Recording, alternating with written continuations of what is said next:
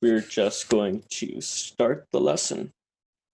So today I'll be helping instruct a lesson alongside Calvin. Hi, I'm Calvin. I am the engineering director on Team 4087, and I'll be presenting half of today's lesson.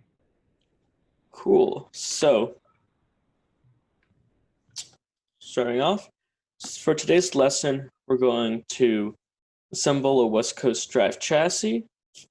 Afterwards, Calvin's going to teach you about using on-shape drawings and also kind of what our team goes through in terms of CAD during the robotics build season. And then finally, we'll talk about a CAD contest at the end of the lesson. So everybody just make sure all on shape and then we can continue. So for review, what are gear ratios? Gear ratios are basically the ratio of the number of rotations of the driver gear to the number of rotations of the driven gear. So 1:4 ratio, more speed. 4:1 ratio, more torque. Basically what 1:4 means, what 1:4 means is that for every one rotation of the driving gear, the driven gear will rotate 4 times, which will result in more speed. And then 4:1 ratio, the opposite happens, and it's more torque because it's taking more rotations, more power to rotate the driven gear once. And so that's basic principle of gear ratios. Use gear ratios to get gears or wheels rotating at the speeds that you want them to rotate at, among other reasons where you might want gear ratios. So you probably saw this slide during the last session. This is what we're going to be working on. West Coast drive chassis. It's a fairly standard type of chassis used commonly in the first robotics competition. And basically it houses anything you might want robot, as well as uses a mounting point for many components of the robot. When designing one, you have to consider your dimension constraints, what you want to achieve with your robot, what you want to put on the chassis, as well as any other factors that might affect why you're designing the chassis, and as well as the resources that you would have on hand. So for example, our product on a Monday, the chassis here, it has a hole in the belly pin, which is a screen thing on right under this transmission, and that's to give the bottom of the transmission clearance. So something like that. So without further ado, we'll just jump into designing one of these and what you might go through. Of course, if you have any questions along the way, don't hesitate to bring it up in the chat, and then we'll make sure to answer the questions. So first, you're going to want to go and create a new on-shape document. I have this one here. I have named it West Coast Drive Lesson. Also, for people that are joining late, I'm going to be designing a West Coast Drive chassis. Looks like this. And so we're about to start doing that in an on-shape document. So once you have a document open, just gonna wait a bit to make sure everybody has time to do that. But we're going to first be assembling the side rails for the West Coast Drive chassis. And so the side rails, if we go to the assembly, is this rail right here and right here, which are going to be the exact same 3D model. So to do that, we can we can start, let's say, on the left-hand face, and we start a sketch, selecting the right sketch pane, and then we're going to start off with a center point rectangle. And so we're going to go and just drag that out. And then we're going to dimension, using the dimension tool, the width to be 1 inch and the height to be 2 inches. And then this just emulate and lumen extrude, which is hollow in the center. So to do that, we're going to then go and create another center point rectangle. Center one's in the center.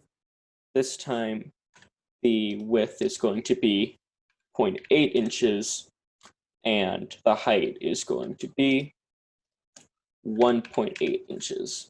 And so you'll get these two rectangles, and then we go up here, the extrude, and then you should begin to extrude a shape like this. And we are going to extrude it out by 28 inches, just blind extrude. Yeah, just nice and simple.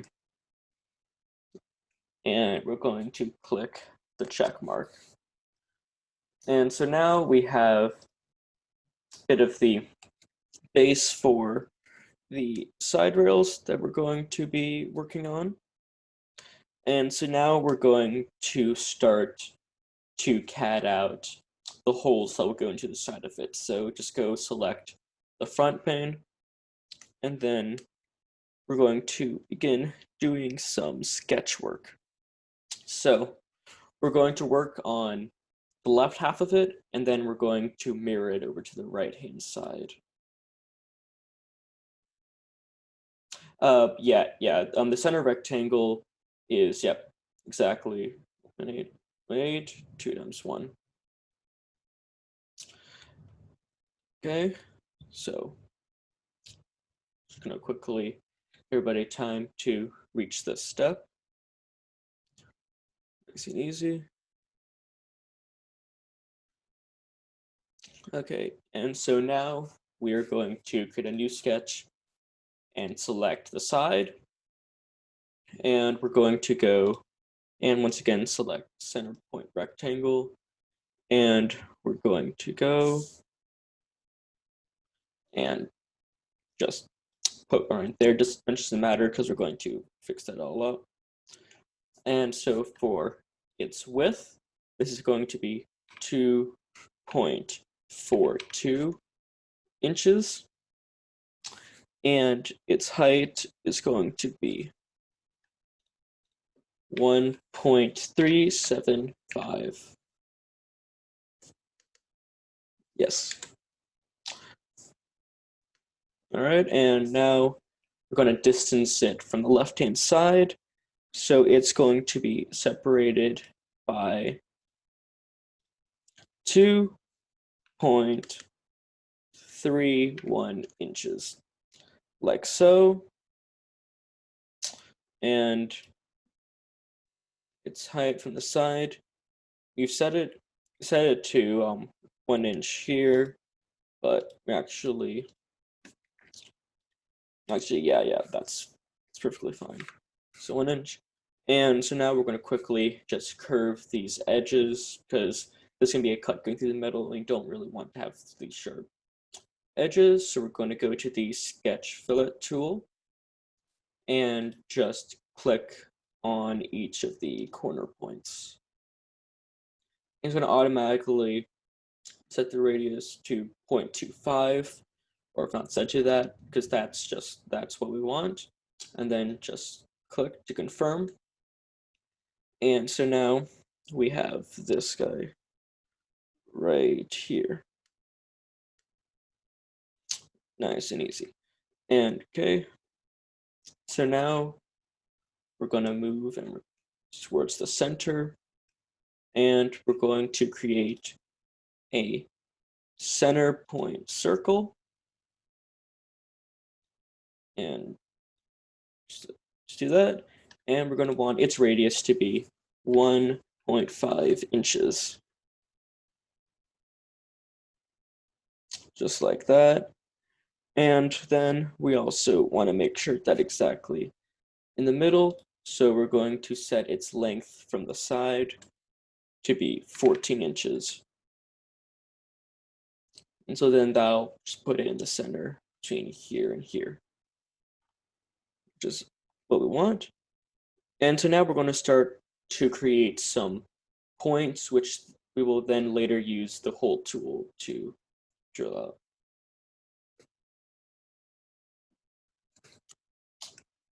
So the rectangle's dimensions come from when you would mount some wheel hubs on the side rails, and so this is the perfect space to be able to put in the sprocket that helps to mount the wheels. And the reason why this is actually a bit wider than the actual sprocket which mounts it is because this wheel will be attached with a chain to the center transmission. And so over time, a chain, when it's worn down, it will begin to loosen a bit, and so its length will increase. And so this basically gives it a bit of space to move a bit if we need to allow the chain to continually stay taut, because you wouldn't want to risk working with a loose chain when you're trying to drive the robot. So, good question, but that's where these dimensions come from. Okay, so now we're at the points. And so these points that we're adding are either mounting points that will be used in design, or are just general holes that you would put into the chassis, which gives you flexibility in terms of if you want to mount something here or mount something there. So they're just generally good to have. So the first point we're going to place here, and we're going to make it 0.9375 away. And this is actually because this will serve as a mounting point for the transmission if you were adding one to here. So just like that. And another hole we're adding can end up serving a similar purpose. So we're just gonna do one center point. And we're gonna make this one 2.5 inches. I'm just gonna quickly check. Yep, 1 inch, that's all good. So this one's 2 inches away. And so these will be relevant to the transmission. So now we're just going to add some miscellaneous mounting points or drill holes for mounting stuff on the drive. So we're going to go point, put one around in the middle here. We're going to then set its height from the top to be 0.5. And we're going to set its distance from the circle to be 5.5. Just like that. And so now we're going to go and use the linear pattern tool. We're going to select our point, and we see that we now have 3 points going in this direction, which is what we want. And we also do want them to be spaced 1 inch apart, so that's all good. But we want it to go down as well, like this. So we're going to drag this down and set this length to be -1. And then we're going to click the check mark. And so now we have these new 6 holes. However, we also want 4 more holes on this side as well. So we're going to linear pattern for the second time, select. This time we're going this direction. So we're going -1. this way. And we're going to repeat it 3 times. And then also we're going down as well. And we're going -1. And this can look a bit messy, but that should be how it's done. And click check. And then you will have 2 rows of 5 points. All right, and so once you have that, we're going to want to mirror this pattern onto the right-hand side. So we're going to want to select our mirror tool up here. We're going to want to select the mirror line. So we're going to want to quickly just make a quick line right here because I want to mirror that. So I'm just going to quickly go. We're going to set it to instruction because we're not going to be using it, and drag it down the middle like that. Press escape to grab the tool. Then we're going to go back to mirror.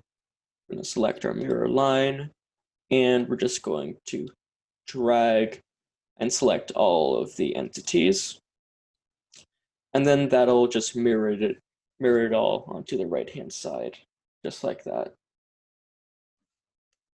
And so once we have that, we're done with this sketch. So we can press the check mark.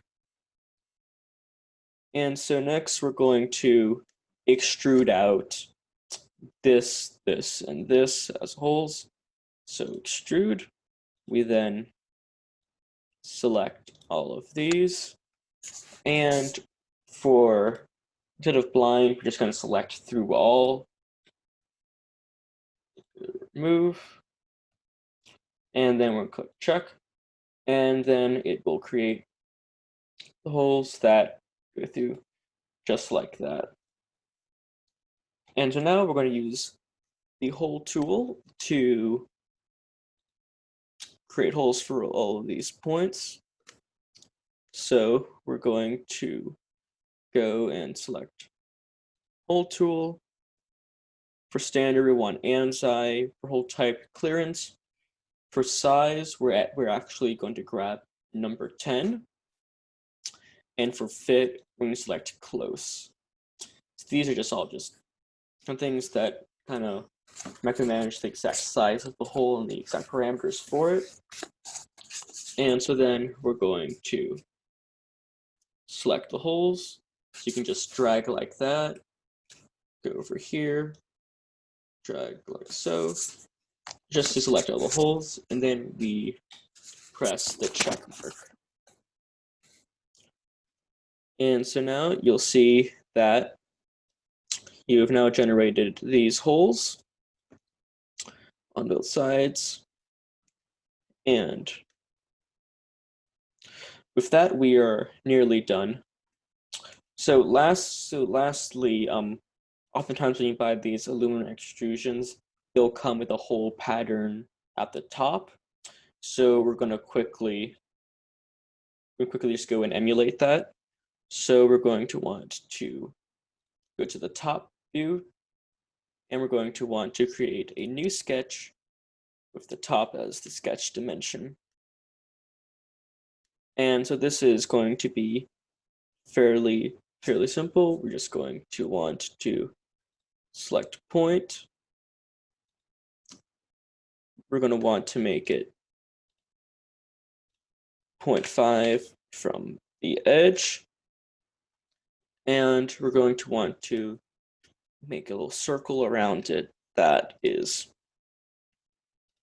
0.163. And so what this does is that the hole tool will use this circle diameter as the dimension for the hole that it's going to be using. And so on that, because it's kind of like more of a custom size that is a bit smaller than what you would usually use, but they're intentionally smaller on the top to give you the choice whether or not you want to drill out the hole. So once we have that, we're going to go to linear pattern.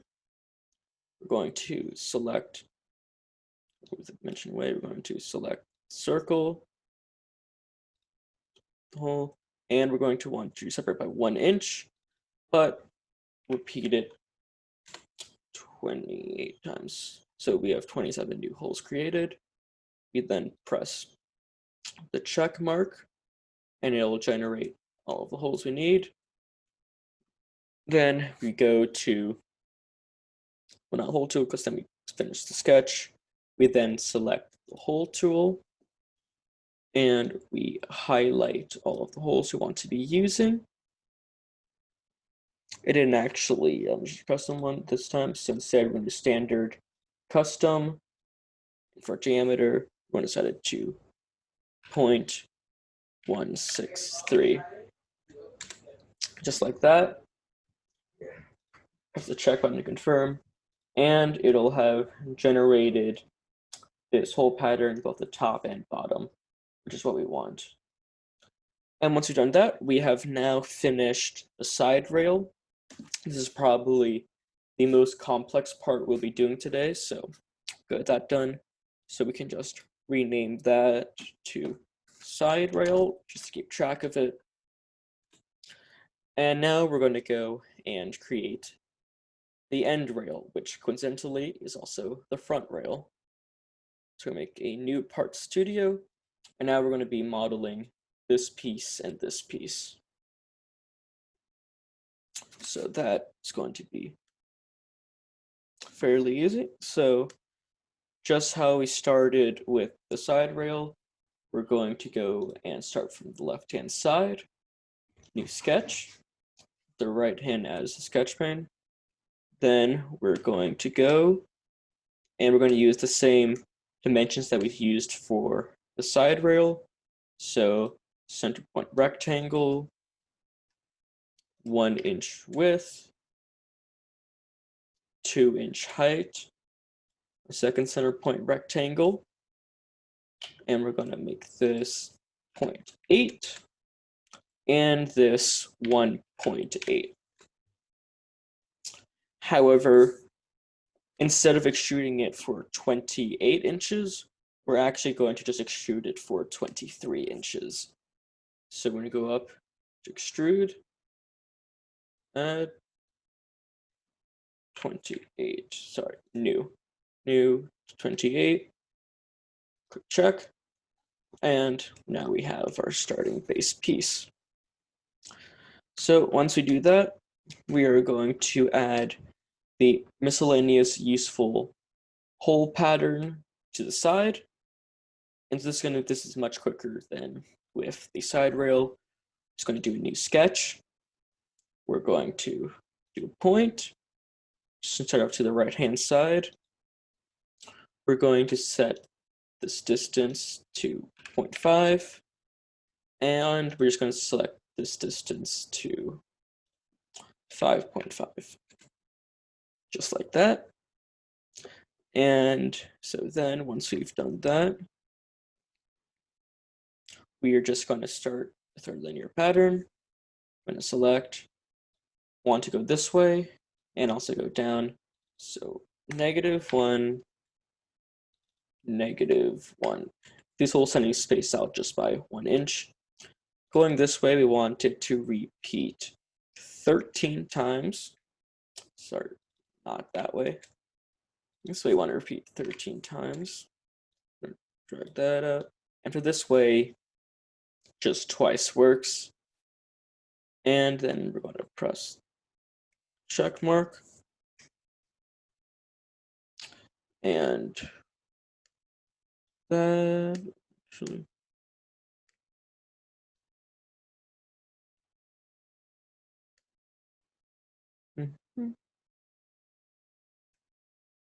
Yeah. I'm just checking, make sure everything is right.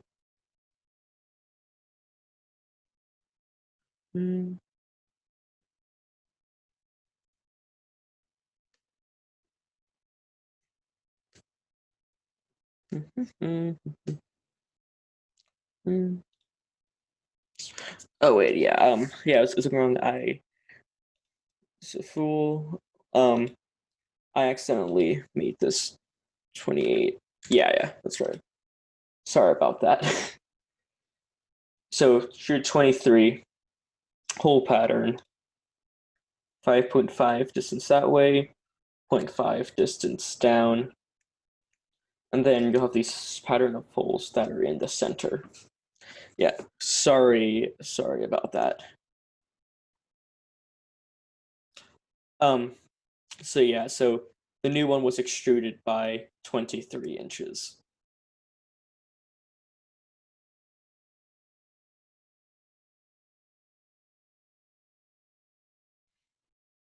So now that we have these holes, we're going to finish that sketch. Once again, we go to our old friend, the hole tool. For standard, we're going to select ANSI. For hole type, clearance. For size, once again, number 10, just like we did with the side rail. For fit, close. And once we've done that, just drag, select, check mark, and just like that. And then we just need to emulate the hole pattern that appears on the top and the bottom. So I'm going to go to the top. We're going to select sketch, new sketch here. And then we're going to, once again, select our point. We're going to distance it 0.5 from the end. And it's already centered in the middle. So it's already constrained to this, but if we want to make sure, we can just click, but they shall already just be centered like that.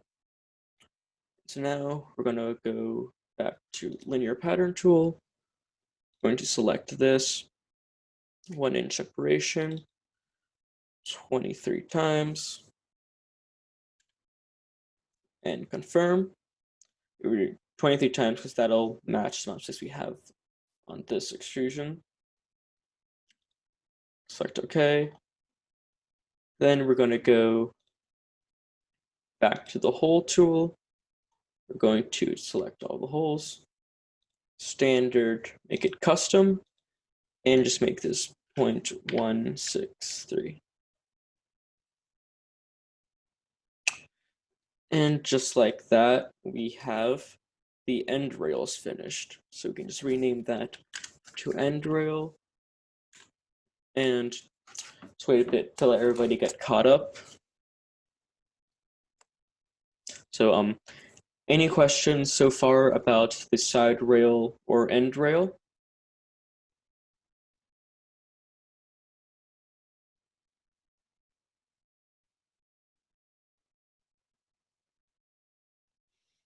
If not, then we can move on. So before making any new parts we're making for this, we can now do just a bit of assembly work to kind of see it will come together. So, wait. Okay, so when I added holes to this, so when I added holes to the side of the end rail, I created a sketch. I started off with just this point right here created, and I distance it 0.5 from the top and 5.5 from the side, like that. So 1.5 down, 5.5 to the side. I used the linear pattern tool, selected it. I made the pattern go twice downwards, so we have a column of 2, and I made it go to the left 13 times. So it went all the way like that. And each of these holes are spaced apart by 1 inch. So for here, it would be -1 inch because we're going downwards, and -1 inch this way because we're going to the left.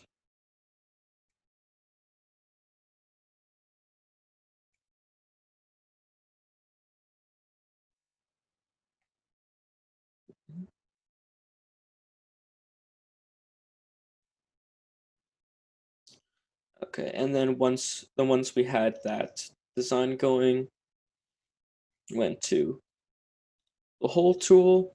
I just dragged to select all of these holes like so.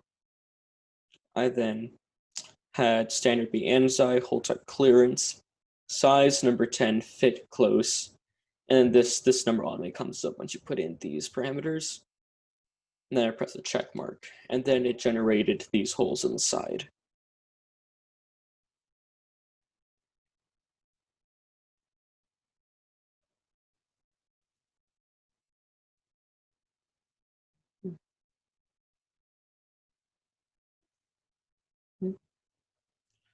So hopefully that helps to clarify the process.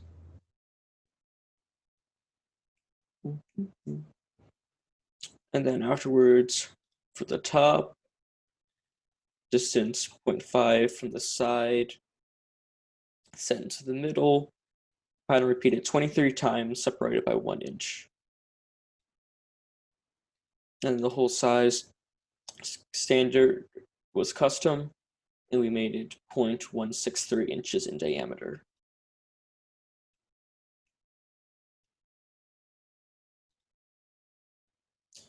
And so then, as a result, we should have this generated.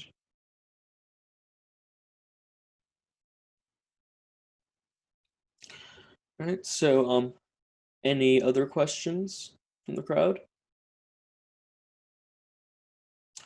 Cool, great. So now we're going to quickly create kind of like a base skeleton assembly. So in assembly 1, we're going to want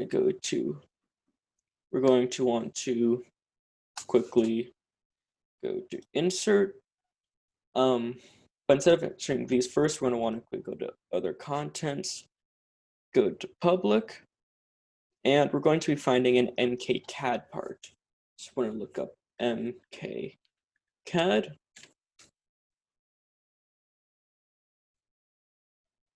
Let it load. All that. Then we're going to scroll down until we find the one titled MK-CAD Ursa. And it should have this little T-shaped gusset. So then we click on that.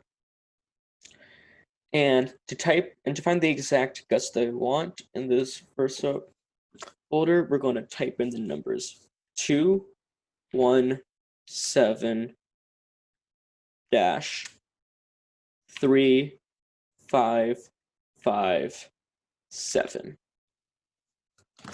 So those exact numbers are basically the exact part number, and so that'll give us this Versa frame, Versa chassis gusset, which is the exact one that we want.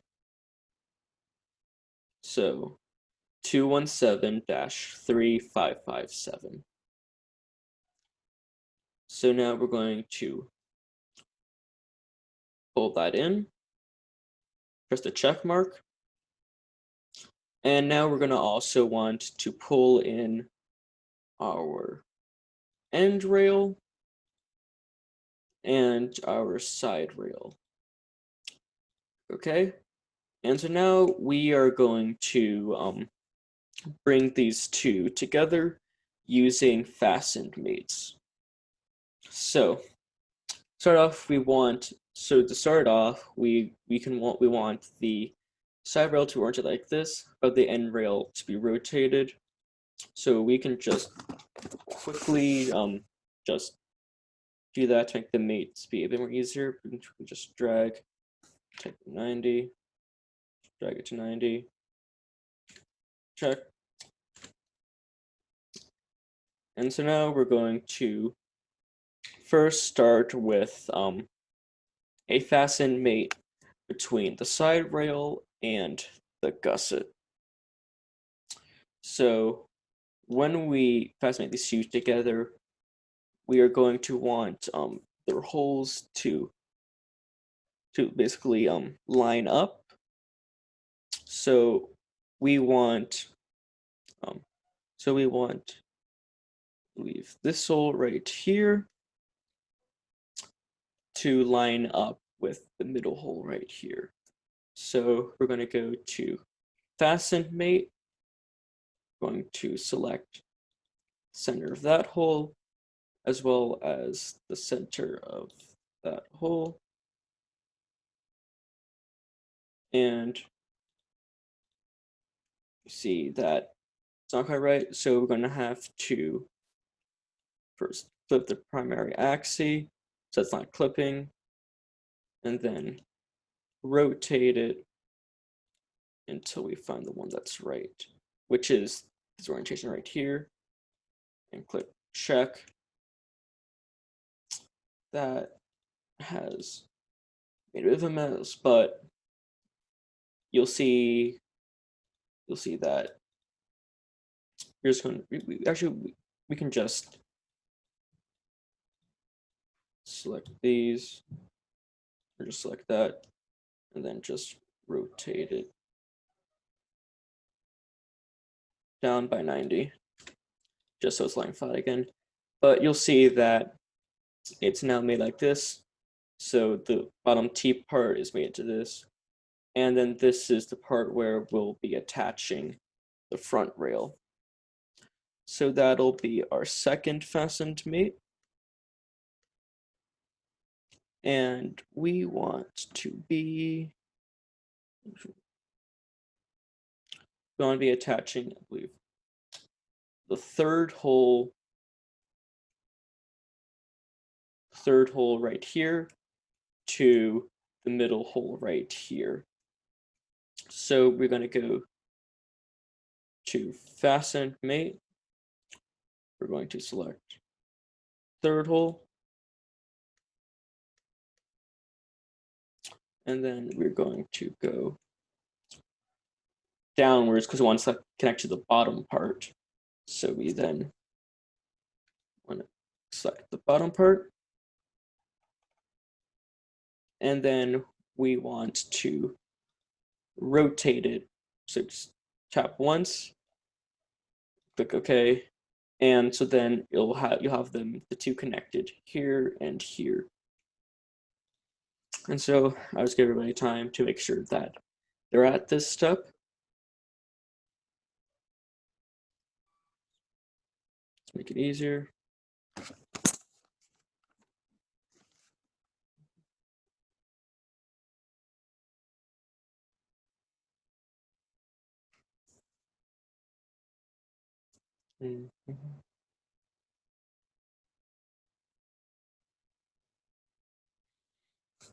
And so once you do that, we're going to want to finish that.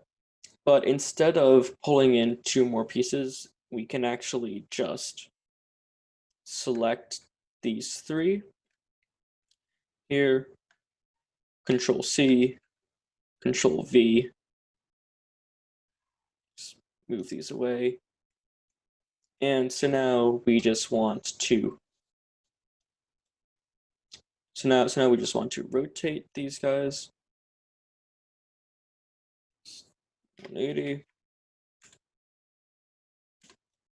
If it feels like rotating, sometimes be a bit finicky. 180. Close enough. So now we're going to want to mate this to this and that to that. So we do need to actually pull in two more gussets. We can just Control C, Control V, and copy in a new VersaFrame gusset.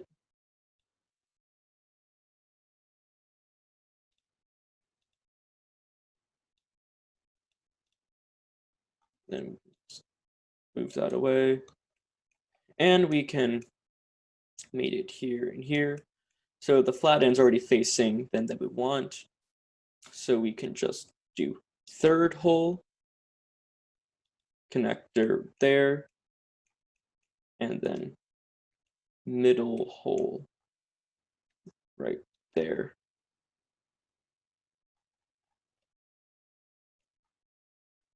And And you'll notice that this broke away from here. That doesn't mean that the fasten mate between this and this broke. Just that when you're doing fasten mate, it'll only show the result for the two pieces that you're interacting with. If you want to see the full effect, you press the solve button, and then it'll show that this won't actually move because it's fasten mated to this. So now you have it just like that. And so now we want to attach this to this. So we select the first hole, just like that.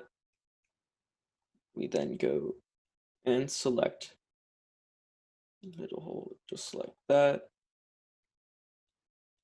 And press the check mark. And so now we have almost all of the gussets. We just need one more, which is right here. And for that, we actually, so we're going to paste in another VersaFrame. And for that, we actually only need to do its mate to one of the sides because these two aren't going to be moving because they're fasten mated to everything else. So we can just, nice and simple, we just quickly just rotate it 180 degrees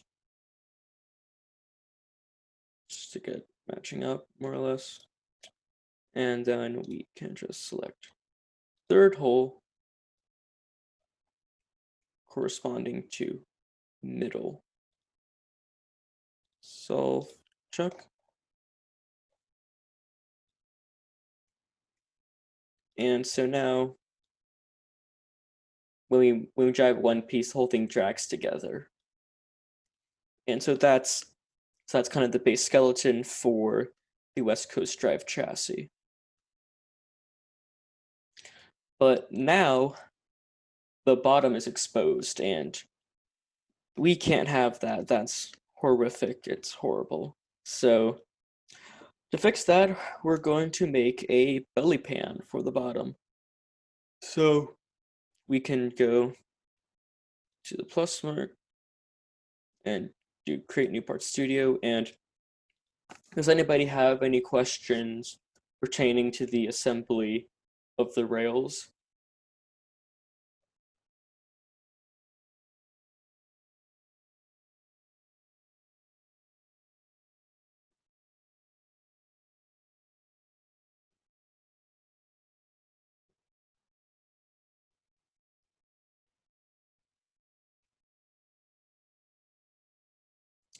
If not, then we can move on to the belly pan. We can just quit it from the get-go, might as well rename the part studio belly pan.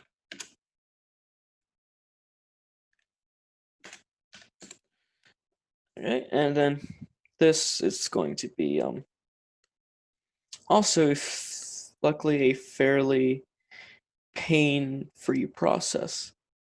So we're going to go to the top view, sketch, top is the sketch pane, center point rectangle. We're going to make the width be 30 inches. And we're going to want to make the height be 19 inches, just like that. And then immediately, if we want to, we can begin adding the holes which go down all the way to the side here, here, here, and here, which will allow the belly pan to be riveted or whatever into the bottom of the chassis. So as with a series of holes, we start with a single point in the top left. We set its distance from here to here to be 0.5, and from here to here to be 0.5 as well. Then we go to the linear pattern tool. We select. It's going to go to the right 30 times. separated by 1 inch. And we're actually not going to make the pattern just go down this side as well, because with this tool, because if that happens, it'll just create an entire grid going across it. We don't want that. So instead, once we have those points generated, we're just going to do the linear pattern again. Except this time we're going down. So the 3 times, it's 2 times. This 2 times we set to 19 times. Sorry, we set that to 1 and 19 times, and should be automatically separated by 1 inch. So we click, and so now we have kind of going down that way as well as going down the other way. And so once we do that, well, we just have to make a new pattern going that way and going that way. So for the one going down the bottom, we can just go down here using this point as the base starting point, linear pattern, select it 1 inch apart 3 times, say we say 30 times, click, and now we have the pattern going this way separated by 1 inch. And then finally for this part, we can just select this point, say 1 time that way, going upwards, we're going to repeat that 19 times, and it's separated by 1 inch, as we can see here. So we click check, and just like that, we have the basic pattern for linear pattern tool. And so then what we're going to do is just extrude this out. So we're going to go to extrude, we're going to select this, and we're going to extrude it by 0.063. And what that length is basically the thickness of standard plastic, polymer, whatever that you might be using for a belly pan. Of course, if you're making belly pan, the thickness will vary depending on what material you're using, but this just applies here. Once we've done that, we're going to go and we're going to select the hole tool. I'm going to make the sketch visible, custom 0.163. We actually do want that, and we want to just drag and select all of the holes that we're going to be working with.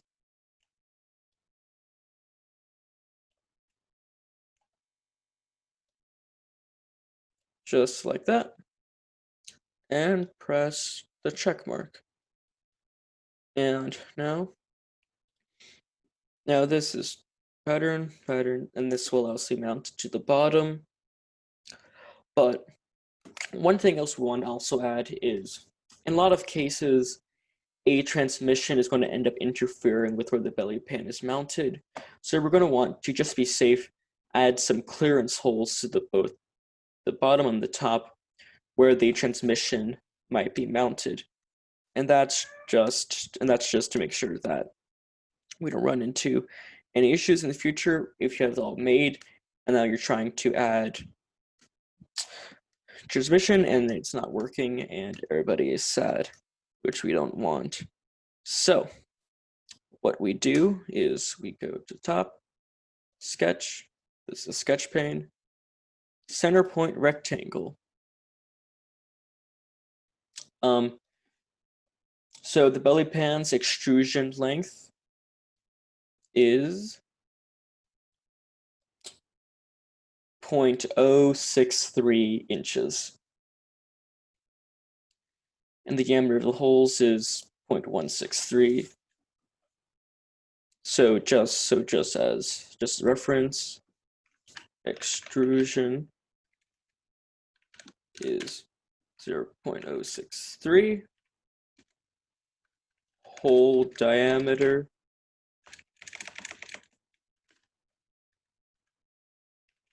is then 0.163.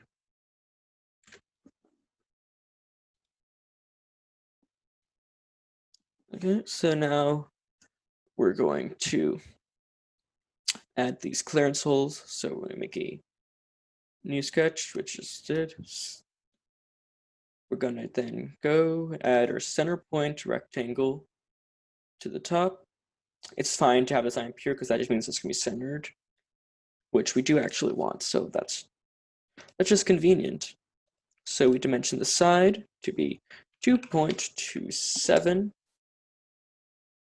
and the width to be 3 inches. And note, these distances could be considered to be semi-arbitrary. It really depends on the gearbox you've created and its dimensions.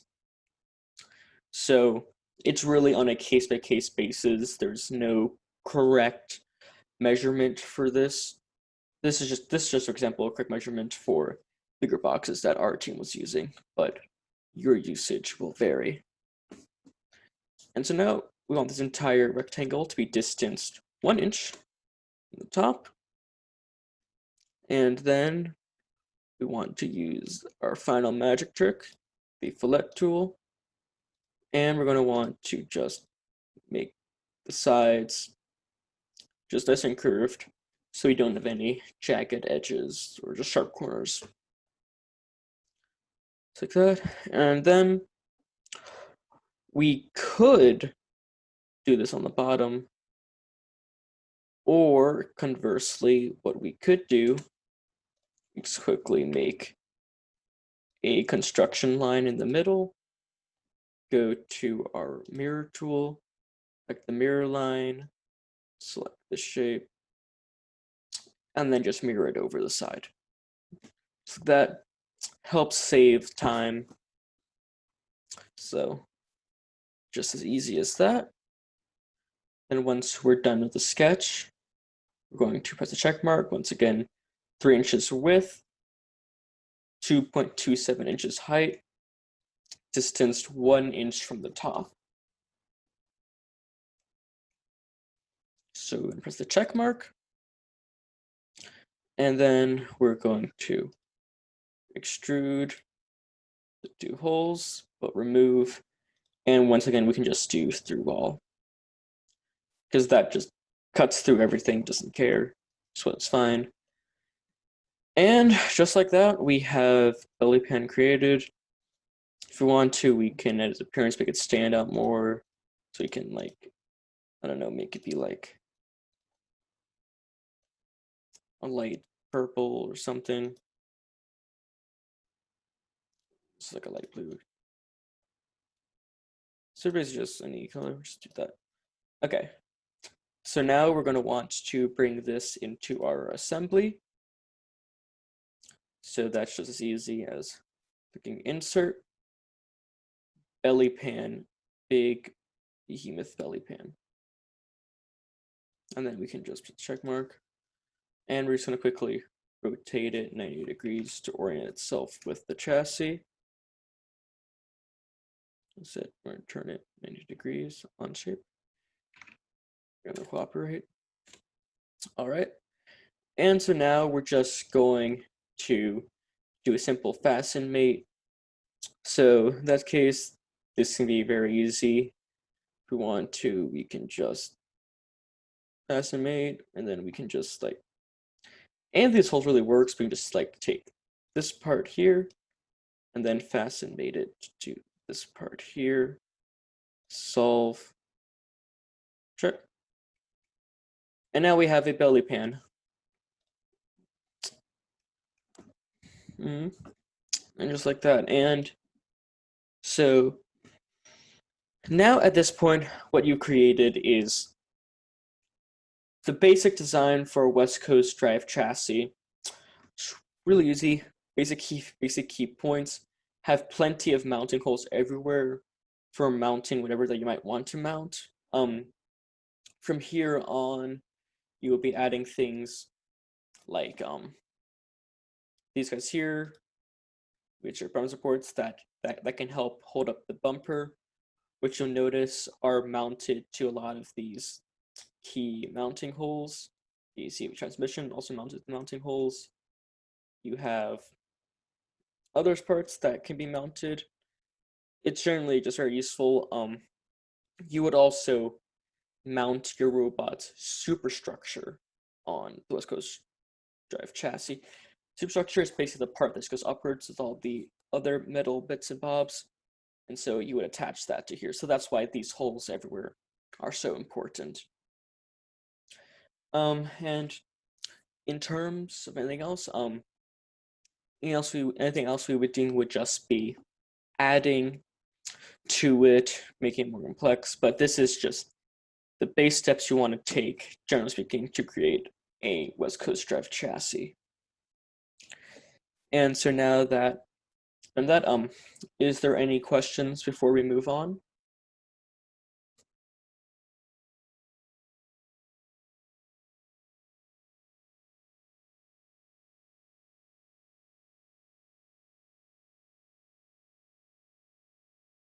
Mm-hmm. All right, so questions, just ask them, and we will begin to move on. So now I will give over the reins to Calvin, and Calvin is going to teach you about doing drawings in Onshape.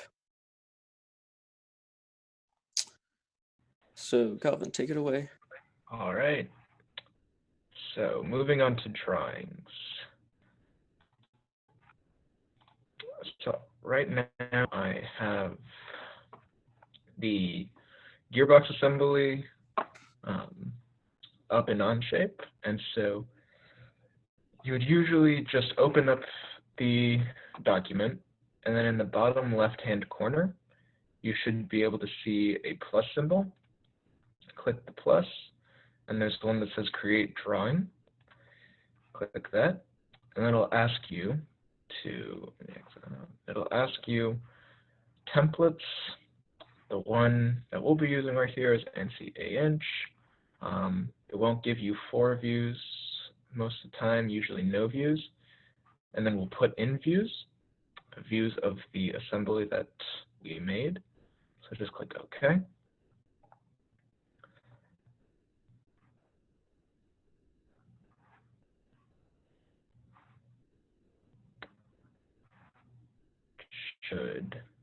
All right. So in this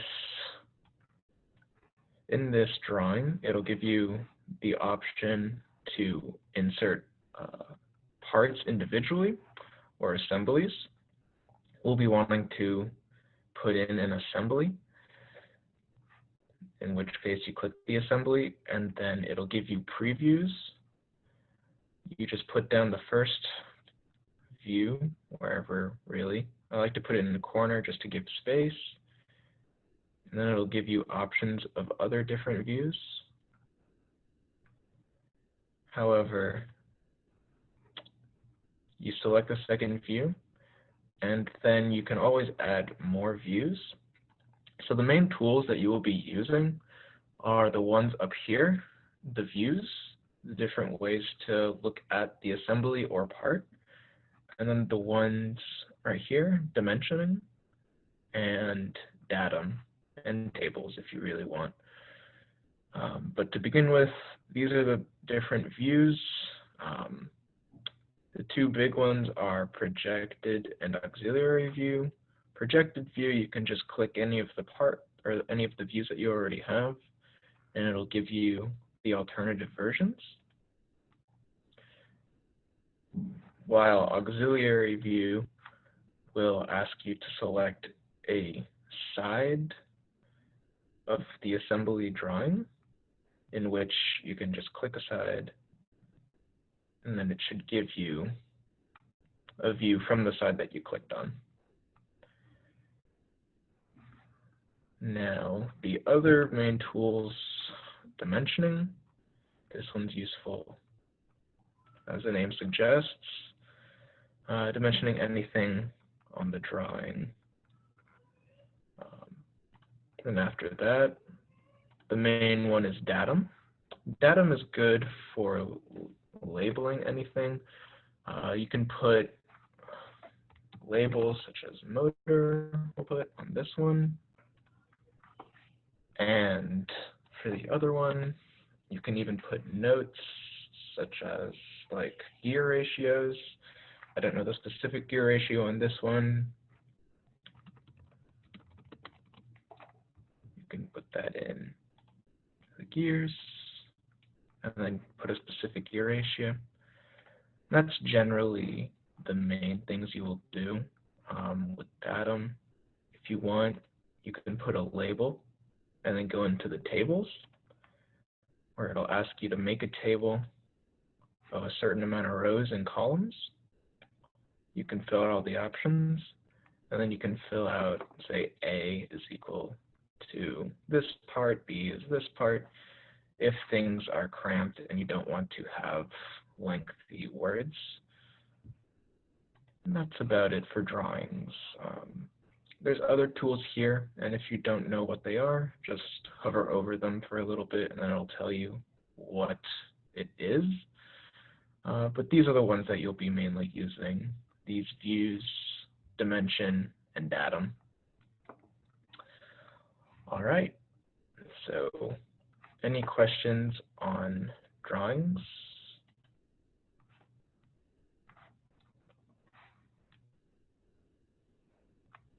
No questions? All right, so we'll just go ahead and move on to what it is that we do during the build season. So during build season, the first thing that you are encountered with is the game. So that's the game reveal. It tells you what's going to happen, what the challenge is, what your robot is supposed to do. So before build season, you'll usually be prepping your team, your CAD team, or prepping your members to be able to approach the build season already knowing CAD. So that includes like the lessons that you've been participating in. We usually go over that before build season during the fall semester. Then at the beginning of the spring semester, you'll get the build, and then that is when you begin to brainstorm. What our team does, and I'm sure what a lot of other teams do, is right after the game is announced, we all gather together and we begin just investigating the game and brainstorming ideas, not necessarily looking at the game manual just yet. That'll come afterwards. After we get a general consensus of sort of what we want to do, we'll go in and look at the game manual and begin to think about how our robot will be able to achieve what we came up with in the brainstorming session while still adhering to the restrictions inside of the game manual. A common example to this is frame perimeter, and that's the amount that your robot can extend within a predetermined, like, quote-unquote box that is determined by first in the game manual. And then after you start to look at the game manual, think about the restrictions on your robot, then you can start solidifying your ideas and start solidifying your plans. Then that is a good transition into the next phase of research, where you start to look at previous designs and previous robots and previous games, because more often than not, there will be a component of the game that you're presented with that has been in previous games. An example, last year's game, there was a component where you could climb a bar or hook onto a bar and lift your robot up. And that has been a component in many previous games. So going back and looking at those games, seeing components of how other teams were able to lift their robot up or shoot balls into a goal, just to get ideas.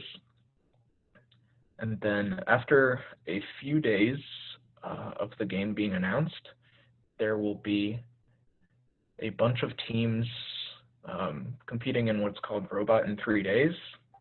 They basically just spend only 3 days to make their robot. And they upload live streams and they upload videos of their progress each day. And every day, it's worth checking out their ideas and their solutions to a lot of the problems that you might be faced with. And then another good resource besides Robot in 3 days would be Chief Delphi. Chief Delphi is a online forums that specialize in FIRST robotics, and a lot of the questions that you might be having also will be on Chief Delphi. And it's also a good resource to ask questions. And then other people will also post their progress on Chief Delphi. Another thing that you might find on Chief Delphi is mathematical models, such as gear ratio calculators and things of that sort. But that's something that you can consider more into the design process rather than just the research process. But anyway, after the research process, you decide on the design fundamentals, and then you start to build on that. In which case, you start to prototype and prototype and prototype, constantly prototyping. And in past seasons, there used to be a stop build day. This was the end that you could work on your robot at all. So CADing and modeling usually would only take up a week to 2 weeks. And prototyping would have to be within that span of time. And so that was a very restricted span of time. So you were rushed very often. But now I believe they took away the stop build day, and you will be able to work on it a good amount more. That will depend on when your competition is. Depending on your region, you will have different regional competitions. And if yours is sooner, then your deadline is sooner. That's about it. So back to prototyping, it's better time spent for your team to split off, or your CAD team to split off into sections, one specializing in the chassis, one specializing in another design that you came up with, and so on and so forth. That's just to keep time.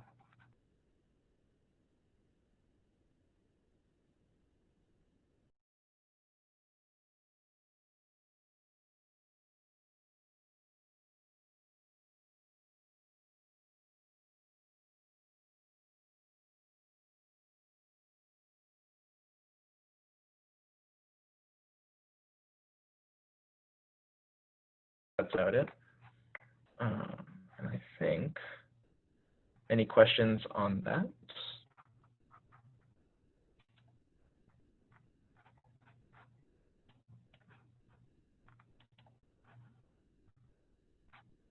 Oops. Oh no. No questions?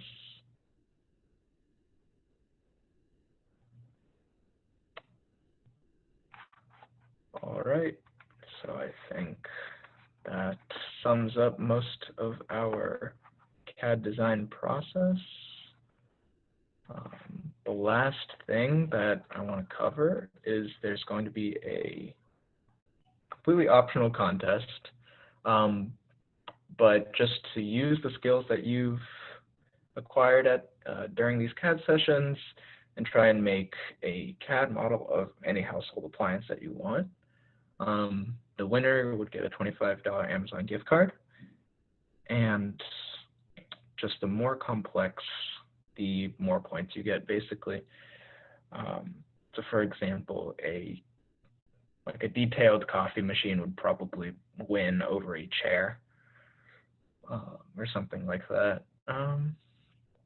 And you can register interest in this in the optional survey, which I will copy. And I will post in the chat.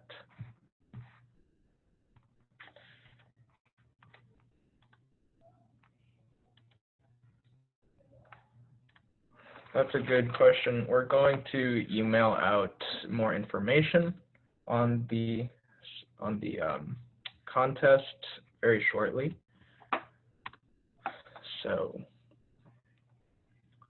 after this session is done, we'll email more information about the contest, and yeah.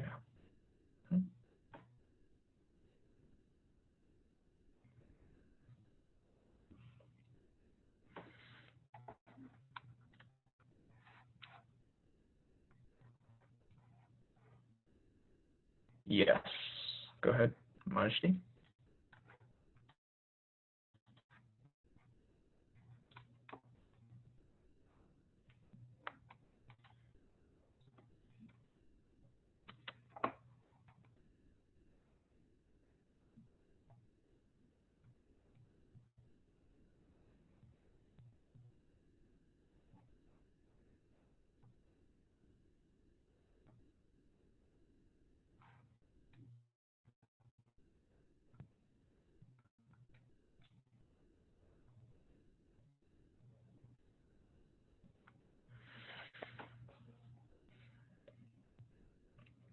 The survey is just a few questions asking, what you think we did well, what you think we can improve upon, rating of the survey as a whole, and then interest in the contest.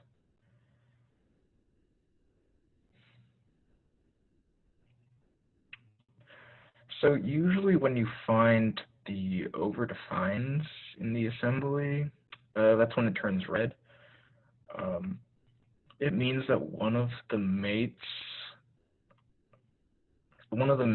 like contradicts another one of the mates that you made. So when it turns red the first time, you would usually, or what I would usually do, is look at the other mates that I have, see if something is mated weirdly or if something is in the wrong position. And then if that just doesn't work, if I can't find anything wrong, I'll just take off the different parts. I'll take off the separate parts completely. I know that can be tedious, and it is, but sometimes you'll just have to redo all of the mates. Similar with sketches, if you overdefine something, go back and just look if something is overdefined, or if part of the sketch is defined weirdly. A lot of times you might define a sketch to the origin or define a sketch horizontal or vertical, and you're trying to connect it to something else, and that is the problem. It wants to stay horizontal or vertical, and so it won't be able to connect to something else.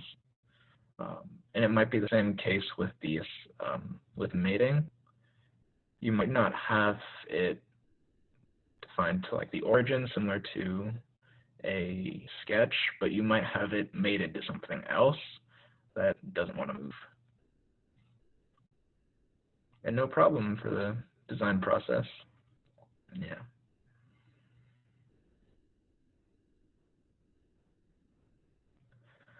Any other questions, concerns, comments?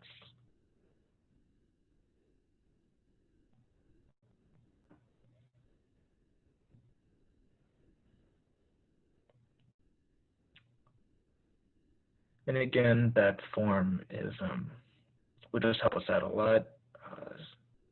See if you're interested in doing another one with us in the future. I had a question. What do you use CAD for most on my FRC team? Mostly it's meant for designing prototypes during the build season. We also use it for instructional purposes. For example, if a student doesn't, or if a member doesn't know what a part of the robot might look like or might do, modeling it is always very useful to have a visual reference. Another thing is it's good for modeling where you might put separate components on the robot. So I didn't have it up, but when Dexter was showing the model of our old chassis, there were parts that said Robo Rio, parts that said like battery, and just organizing where those would be on the CAD model is already very useful, so you don't have to think of it as a second thought after you've already designed all of your components. And that becomes very important when you are including the electrical components, so all the wires, batteries, the breaker board, things like that, that take up a decent amount of space on the robot, would be very useful to CAD beforehand, so you don't arbitrarily put it somewhere. Also, we also use our CAD software to export parts to other programs to be used for like our 3D printer or for a CNC. And so we use the CAD software to get all those dimensions. For example, the faceplate that was made for our gearbox, that was something that we would have then cut out on a CNC router, but first we got all the dimensions sorted in CAD software, and then we export it to a CNC software like VCarve. Right. Yeah. Good question.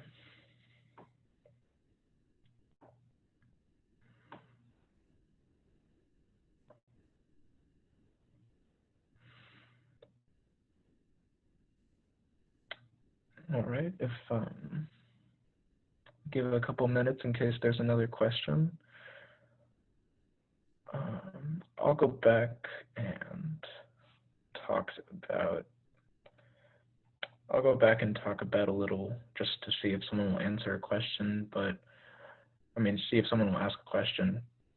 But I was going to say that when I was talking about the design process prior to build season, usually that's during the, I think I already said this, but the fall semester of school, that you're usually preparing everything, training new members, recruiting new members, and then just recapping everybody on sort of the processes that go through. Many people don't do CAD in their off time, understandably, but it's usually a good time to just have a recap lessons on CAD during the off season. You have a lot more time, you have a lot more flexibility with the members, and it just makes it a lot more fluid going into the build season when everybody knows what they're doing or knows a sense of what they're doing.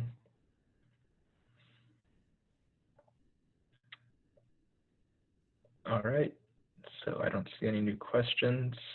If there are any questions, feel free to email any of us. I'll put my email in the chat in case. And yeah, any further questions or concerns, feel free to email us. Other than that, we'd really appreciate it if you filled out the survey, and that should be all. Dexter, do you have anything to add? Nothing else. That just thank you so much for attending and for using, if you are using half of your day 6 times to attend these lessons. Thank you so much, everybody, for joining.